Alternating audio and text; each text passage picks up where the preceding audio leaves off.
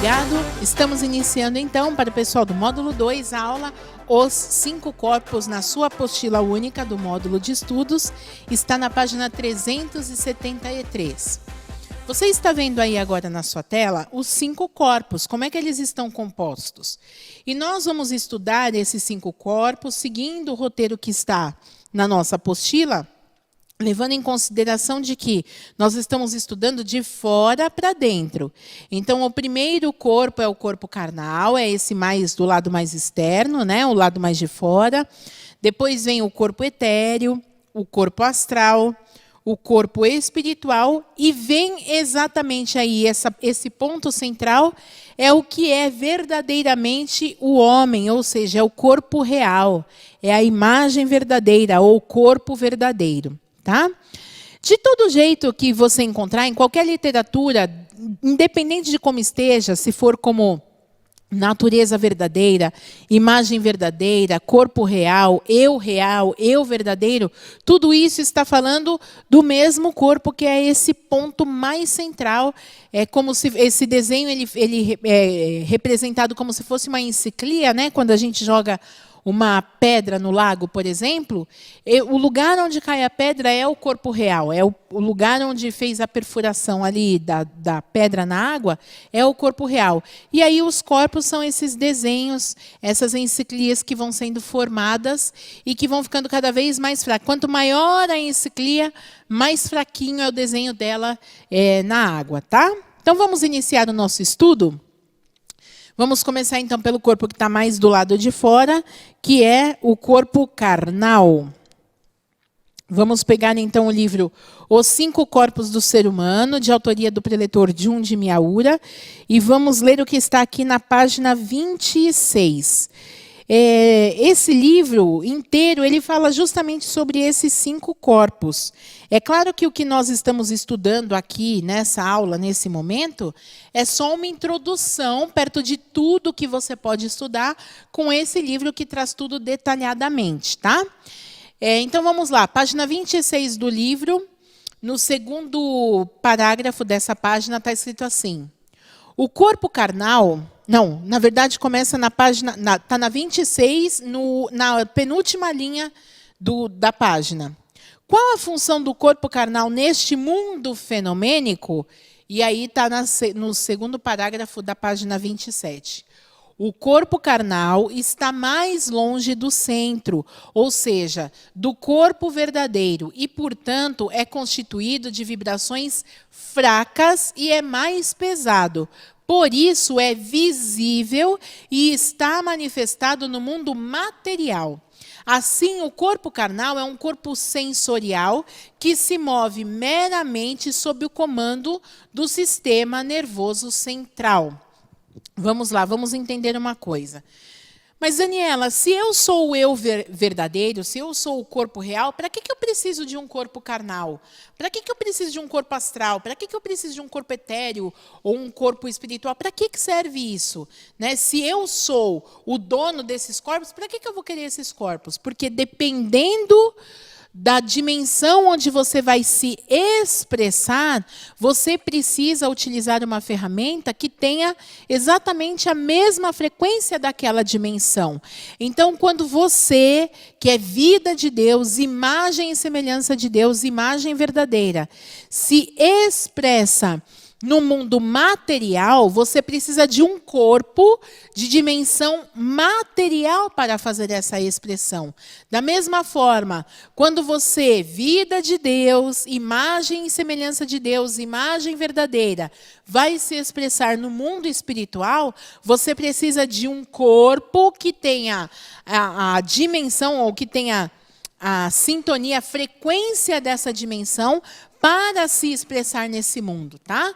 Então, quando a gente fala de o corpo carnal não é o homem, é exatamente isso. Seria a mesma coisa que você dizer: a Daniela é aquela camisa cor-de-rosa. Não, a Daniela não é aquela camisa cor-de-rosa.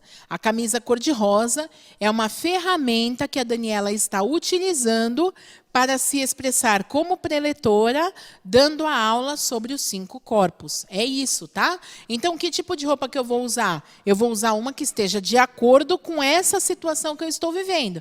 Eu também poderia ter vindo com uma blusa de pijama, mas ela não estaria na frequência dessa dimensão da aula da Seichonoye, tá?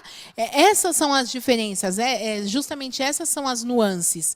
Nenhum desses corpos tem a função de nos aprisionar. No entanto, como eles têm limitações, por exemplo, o corpo humano é um corpo limitado. Ele por si mesmo, ele sozinho, não voa.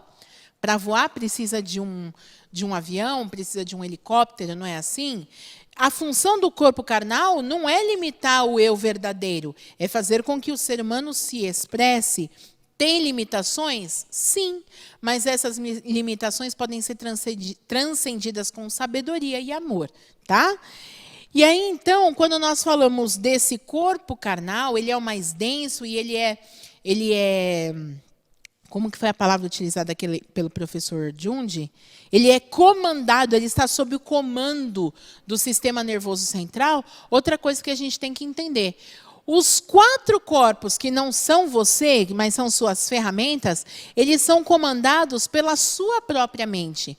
Ou seja, eles são corpos fenomênicos, porque eles sofrem alteração de acordo com a mudança da mente do dono dos corpos. Tá?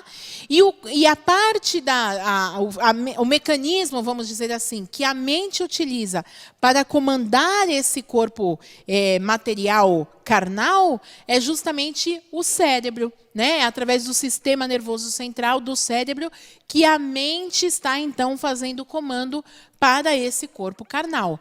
Daniela, a mente é o cérebro? Não, a mente é algo que está além do cérebro, porque o cérebro morre junto com o corpo carnal, mas as imagens das vidas que nós tivemos estão gravadas na nossa mente subconsciente, na camada subconsciente da nossa mente. Então, nós não podemos dizer que a mente está no cérebro, né? A mente é algo imaterial.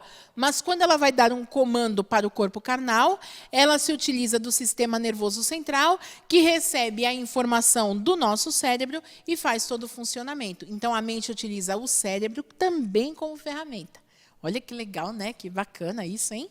Então, vamos lá. Então, qual que é a função do corpo carnal? É expressar nesse mundo fenomênico material, porque o mundo espiritual também é fenomênico, porque ele muda de acordo com a mente, né? Então, é expressar nesse mundo fenomênico material essa imagem verdadeira. Então, preciso usar uma roupa, uma ferramenta que tem exatamente a mesma frequência dessa dimensão material. Tá? Mas o corpo carnal um dia terá de morrer, né? E aí, olha só, e a morte do corpo não significa a morte do dono do corpo. Vamos, então, estudar o que é o corpo etéreo. O corpo carnal é mais fácil de entender, porque a gente tem que lidar com ele todo dia, a gente vê, a gente toca, os nossos 5 sentidos estão muito ligados a esse corpo carnal, então ele é bem de fácil compreensão. Mas a gente vai falar do segundo corpo, que é o corpo etéreo. E aí, a explicação do corpo etéreo, eu vou pegar aqui do livro Viver Junto com Deus, que é um outro livro de referência bibliográfica aqui dessa aula. Na página 125, o professor, nosso sagrado mestre, Masaharu Taniguchi, escreve assim, ó: o corpo etéreo, está mais ou menos no meio da página, exerce a função de ligar o corpo astral ao carnal. Lembra quando a gente mostrou naquele desenho, no comecinho dessa aula, que a gente mostrou, esse desenho que está sendo posto aí de novo na sua tela, exatamente esse. Ó, tem o corpo carnal, que é o último, né, o que a gente enxerga, o que está mais do lado de fora. O segundo corpo é o corpo etéreo e o terceiro corpo é o corpo astral. Tá? E olha o que está dizendo aqui, volta aqui para mim. O que está dizendo aqui, ó, o corpo etéreo exerce a função de ligar o corpo carnal ao corpo astral, ou o corpo astral ao corpo carnal. Tem também a função de inibir e controlar as manifestações de explosão emocional que vem do corpo astral, que é a sede das emoções. Tá? Então, vamos lá. Ih, Daniela, é muita informação de uma vez só. Calma, a gente vai explicar. Vamos pegar, só para a gente poder entender esse funcionamento, vamos aí para a página 32 do livro Os 5 Corpos do Ser Humano. Tá?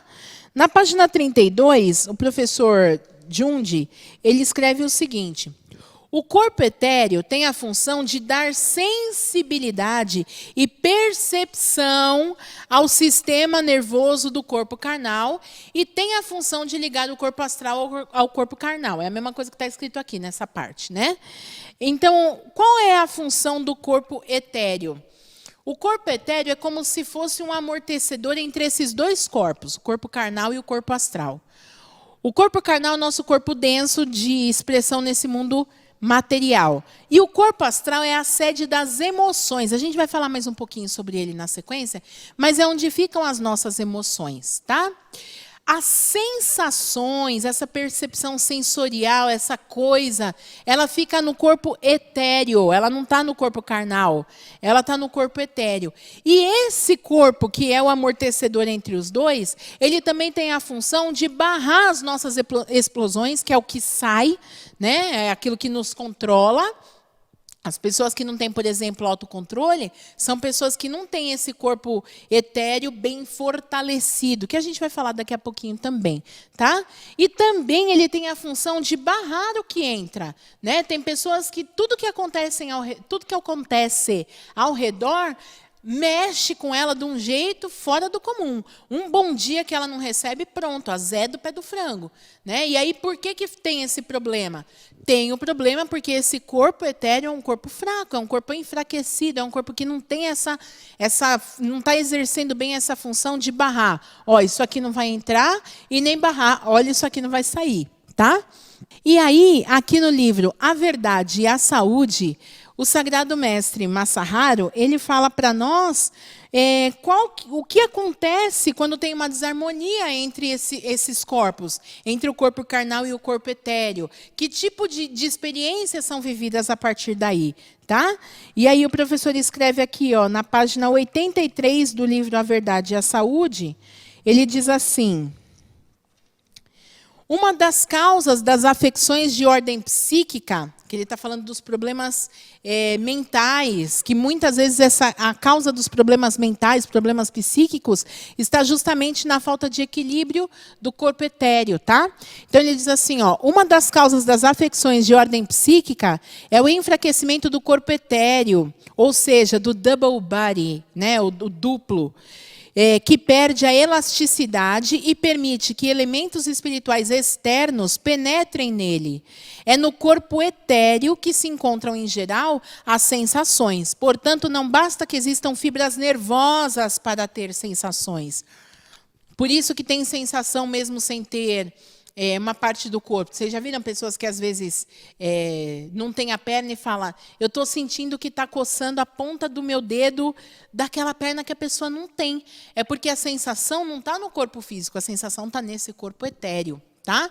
E o que foi cortado foi o quê? Uma parte do corpo físico. Aí, continuando, o professor escreve na página 84. Pessoas facilmente hipnotizáveis, aí ele está falando, olha o que acontece quando a pessoa não tem esse corpo etéreo firme, elástico, que consegue ter essa força, tá? Pessoas facilmente hipnotizáveis não possuem o corpo etéreo bem unido ao corpo carnal. E não tendo a devida elasticidade, o corpo etéreo está propenso a sair com facilidade quando a pessoa recebe alguma influência exterior. Aí, mais para baixo, está escrito assim, ó, ocorrem esses fenômenos porque há anomalias no corpo etéreo onde estão as sensações. A pessoa que não é hipnotizável com facilidade tem o corpo etéreo bem firme e flexível, que atua unido fixamente ao corpo carnal. Tal pessoa é difícil de ser hipnotizada e também dificilmente terá doença mental. Não precisa fazer um teste agora se você é uma pessoa hipnotizável ou não, tá? Aí ele diz assim, ó, certas pessoas têm o corpo etéreo débil, enquanto outras têm bem firme, do mesmo modo que umas têm compleição física débil de nascença e outras forte. A causa dessa diferença seria uma consequência de karma, não da vida atual, mas uma causa relacionada com a vida passada. Quem tem um corpo etéreo débil, geralmente tem constituição física também fraca. Bom, já deu para ver que eu não tenho um corpo etéreo débil, né? Porque eu não tenho compleição física fraca, né? Bem forte. Mas olha que interessante. O professor está dizendo aqui para nós que importantíssimo nós temos esse cuidado com esse corpo etéreo para não sermos pessoas facilmente influenciáveis pelo meio em que nós estamos inseridos, nem sermos pessoas que explodem, não têm autocontrole, não têm controle nem da emoção, nem do raciocínio, nem da reação que tem diante das coisas, tá? Isso é muito bacana. E aí, se você deve estar pensando agora, mas eu sou uma pessoa assim, eu sou extremamente explosiva, ou então, eu sempre fico chateado quando acontece alguma coisa ao meu redor, então precisa fortalecer o seu corpo etéreo. E aqui no livro Os 5 Corpos do Ser Humano, na página 35, o professor Jung, ele fala como é que a gente faz para fortalecer esse corpo. Está aqui, como fortalecer o corpo etéreo. Ele diz que uma das maneiras de fortalecer o corpo etéreo é através da meditação. Por que as pessoas que praticam a meditação têm uma forte intuição, têm autocontrole, não se deixam levar pelas situações do exterior, justamente porque esse corpo etéreo fica cada vez mais fortalecido. Aí, no finalzinho desse trecho, ele fala um outro jeito também, tomar banhos de sol, porque o corpo etéreo é um corpo de luz. Então, de que jeito que a gente alimenta a luz? Com luz, seja uma luz mental através da meditação, seja através de banhos de sol. Existem outras formas também de fortalecer o corpo etéreo, tá? A água fortalece o corpo etéreo, comer direitinho fortalece o corpo etéreo, descanso fortalece o corpo etéreo, trabalho fortalece o corpo etéreo, gargalhadas fortalecem o corpo etéreo. Então, existem inúmeras formas de fortalecer, tudo bem? E aí, nesse desenho que a gente mostrou para vocês, e nos desenhos onde você encontrar, o corpo etéreo, ele aparece como um corpo pontilhado, né? Um corpo picotado. Por que ele aparece assim, pontilhado, tracejado?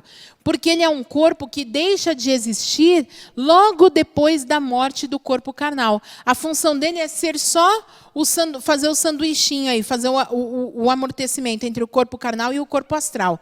Se o corpo carnal se desligou, se essa pessoa está se desligando do corpo carnal, não tem mais a função do corpo etéreo. Por isso, ele também se dissolve logo depois do falecimento do corpo carnal. Tá? E aí, então, fica o quê? O corpo astral.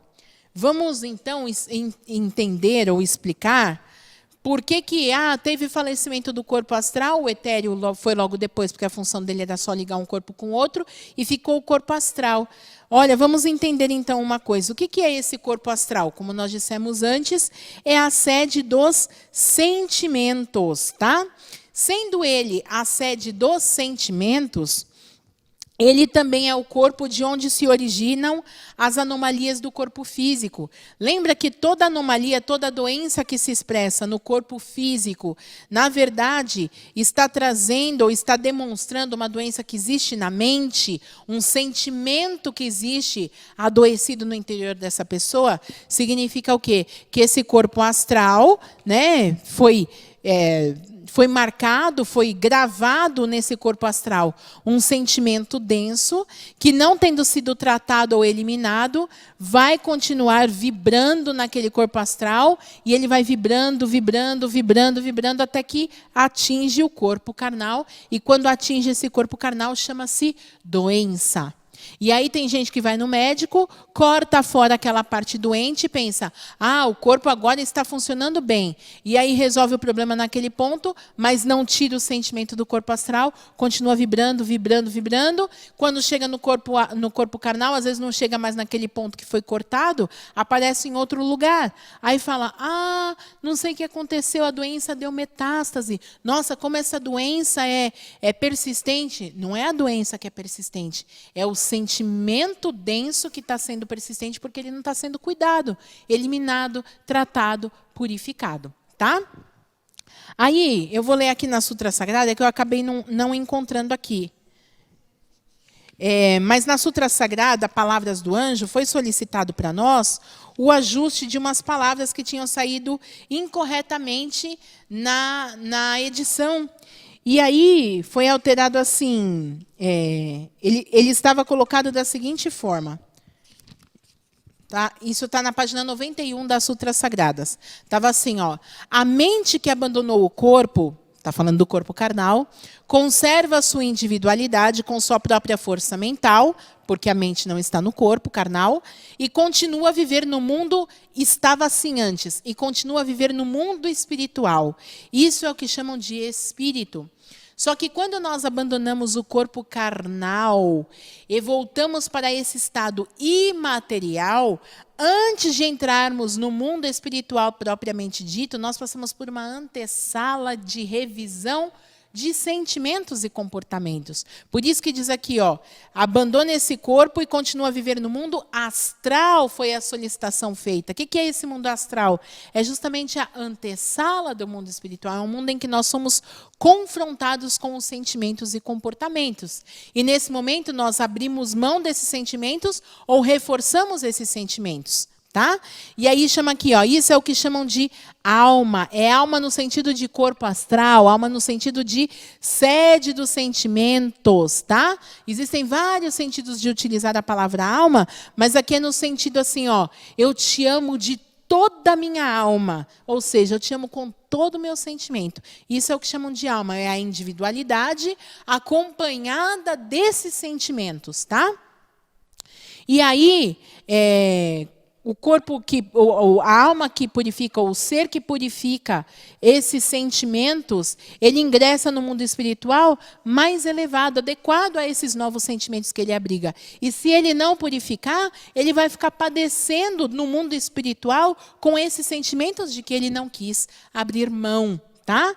Por isso, aqui no livro Os 5 Corpos do Ser Humano, o professor Junji Miyaura, quando ele vai falar do corpo astral, ele diz o seguinte, olha, o corpo astral é a sede das emoções e dos sentimentos, está na página 36.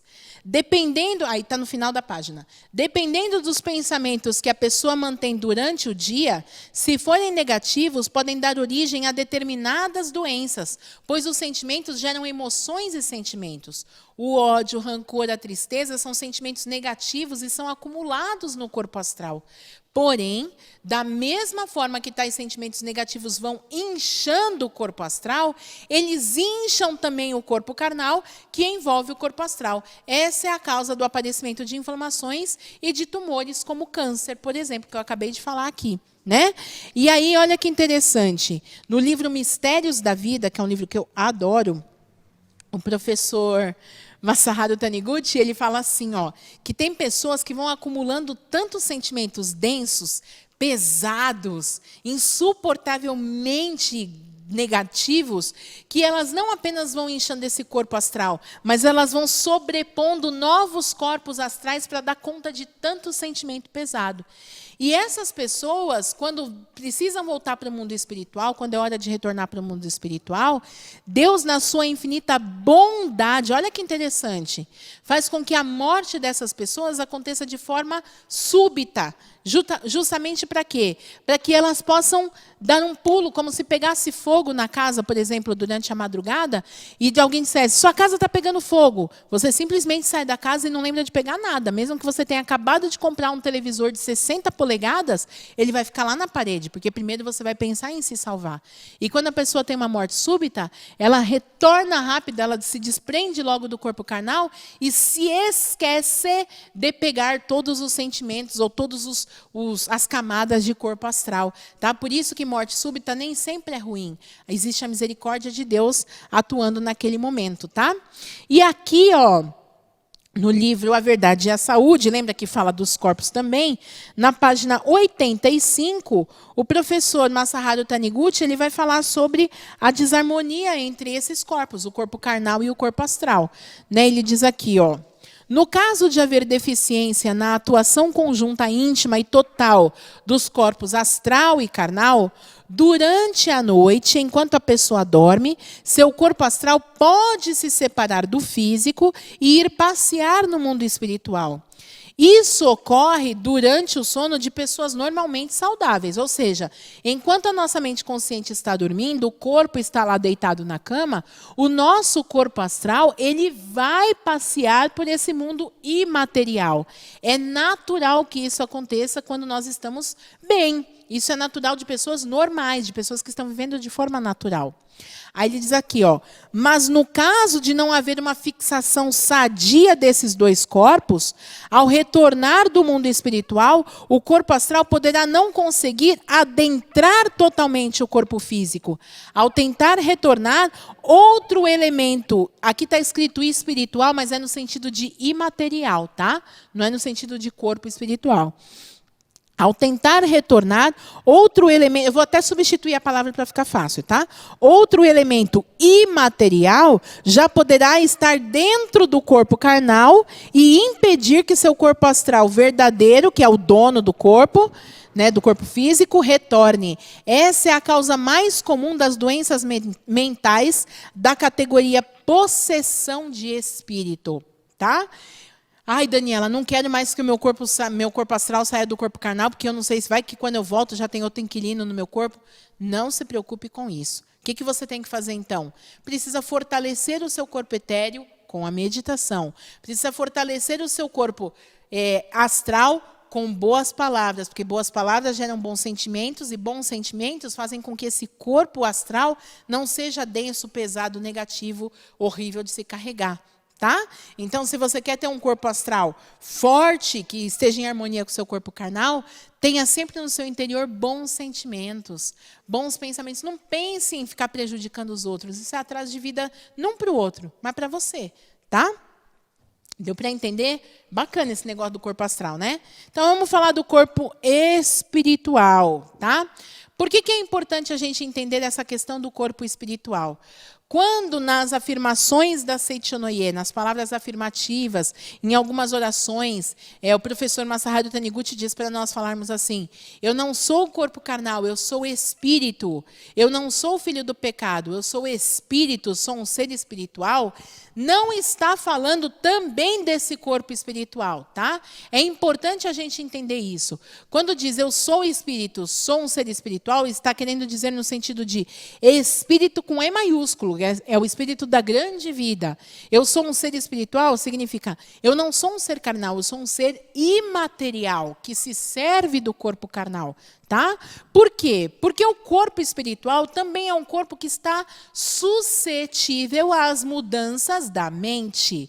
Então, se você é um corpo suscetível às mudanças da mente, você não é uma existência real. Se você muda, você não é uma existência real. Tá? Se você sofre, hoje eu estou bem, hoje eu não estou bem, esse não é seu eu verdadeiro. O seu eu verdadeiro está sempre bem.